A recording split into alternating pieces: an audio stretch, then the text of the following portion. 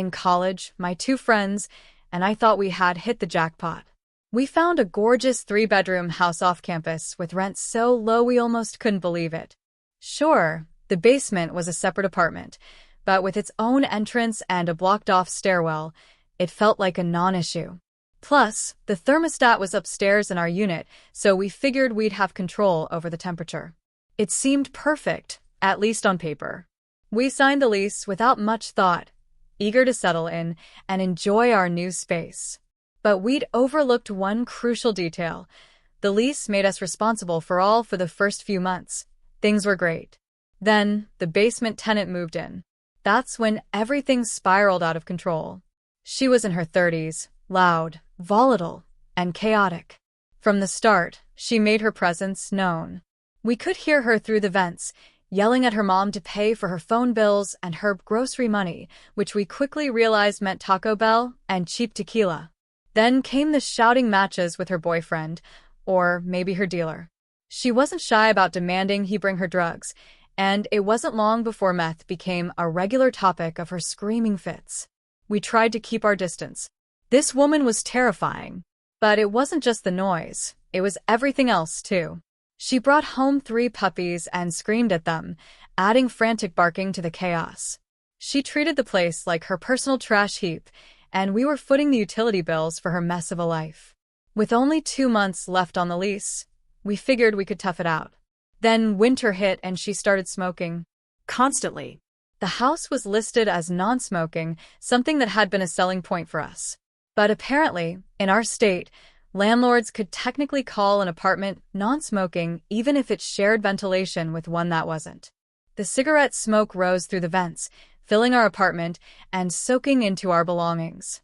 The smell was unbearable, and worse, my stomach started reacting to the secondhand smoke.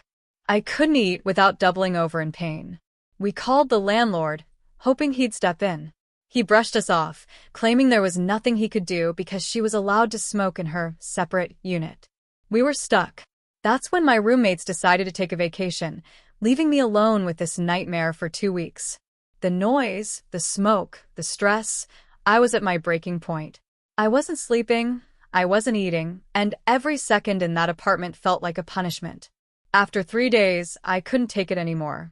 And that's when I decided, if she was going to make my life miserable, I was going to make hers worse. The plan came to me in a haze of desperation and secondhand smoke. If I couldn't escape the nightmare, I'd force her out. The thermostat was my weapon, and I was ready to use it. First, I checked the weather. The forecast called for a week of freezing temperatures, with lows dipping into the 20s. Perfect. Next, I gathered supplies like I was preparing for a winter expedition. I borrowed a friend's ultra-insulated sleeping bag, dug out my thermal long underwear, and layered up with wool socks, a down parka, and a ski mask. Then I stocked up on a diet of hot liquids, tea, hot cocoa, and ramen. I was prepared to live like a polar explorer in my own home. And then I turned off the heat.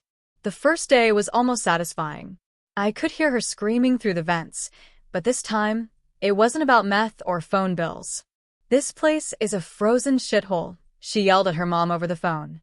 I smirked as I wrapped myself tighter in my sleeping bag and sipped a steaming mug of cocoa. By the second day, her fury had escalated. She was screaming at her boyfriend, or maybe it was another guy this time, accusing him of abandoning her in the cold. "You let me freeze down here? What the hell am I supposed to do?" Her voice carried through the vents, but I stayed quiet upstairs, bundled up and feeling strangely powerful for the first time in weeks. Day 3 was when things started to get interesting. She called the landlord, demanding he fix the freezing conditions in her apartment. Through the vents, I could hear the conversation. "I can't live like this," she shouted.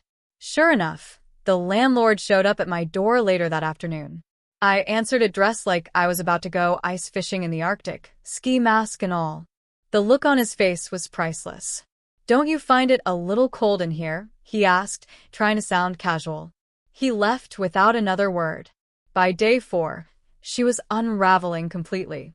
She screamed at her mom, at her boyfriend, at the landlord, and finally at the universe itself. "These bitches upstairs turn the heat off. I can't take it anymore. She stomped around her apartment, slamming doors and muttering about how she was going to show us. That night, I slept clutching my car keys and pepper spray. 911 already dialed on my phone just in case she decided to come upstairs. Day 5 was the breaking point. Through the vents, I overheard her packing her things and shouting into her phone. "I'm moving in with Greg. I don't care if he just got out of jail for stabbing someone. At least he is heat." I froze literally and figuratively, unsure if I should feel relieved or terrified for her next victim. And then, on day 6, she was gone. Just like that. No more screaming. No more smoke. No more chaos. I tiptoed around the house, half expecting her to burst back in at any moment, but it was blissfully quiet. The demon neighbor was no more. I silently thanked Greg and his creepy house in the woods for taking her off my hands. The aftermath of her departure was almost surreal. For the first time in months, the house was quiet. The vents weren't spewing her secondhand smoke or carrying her shrill screams. I could actually breathe again, both literally and figuratively. But the damage she left behind wasn't just in my frayed nerves. Her chaos had seeped into every corner of our lives. The apartment still reeked of smoke. The vents carried that stale, acrid smell no matter how much air freshener I sprayed. Our furniture, clothes, and even the carpet held onto the odor, a lingering reminder of her reign of terror. And then there were the utility bills. When the last statement came in, I nearly cried. Heating a house for 2 months in the dead of winter, even with the thermostat mostly off, wasn't cheap. Her constant smoking and electrical use had run up a bill we'd have to split between the 3 of us. I texted my roommates, explaining what had happened, and while they were grateful for my efforts, it was clear we were all counting down to the end of this nightmare lease. I thought I'd seen the last of her, but her ghost, figuratively speaking, decided to haunt me one more time. A week after she left, the landlord called. He was livid. "She says you forced her out." "She's claiming harassment," he shouted into the phone. I felt a flicker of panic before I realized there wasn't a shred of evidence she could use against me. "She moved out on her own," I said calmly. "And as far as harassment goes, she smoked in a non-smoking apartment and made our lives hell for months." There was silence on the other end of the line before the landlord muttered, "Fine," and hung up. That was the last I heard from either of them. As the lease neared its end, my roommates and I barely spoke about the ordeal. We were just eager to move on, having learned a valuable lesson about too-good-to-be-true rent and sharing utilities with a stranger. The day we handed in our keys was a bittersweet relief. My roommates and I packed up our lives, leaving behind the house that had promised so much and delivered so much chaos. We were wiser now, seasoned by the ordeal of living above a demon neighbor. Even after moving out, the memories lingered.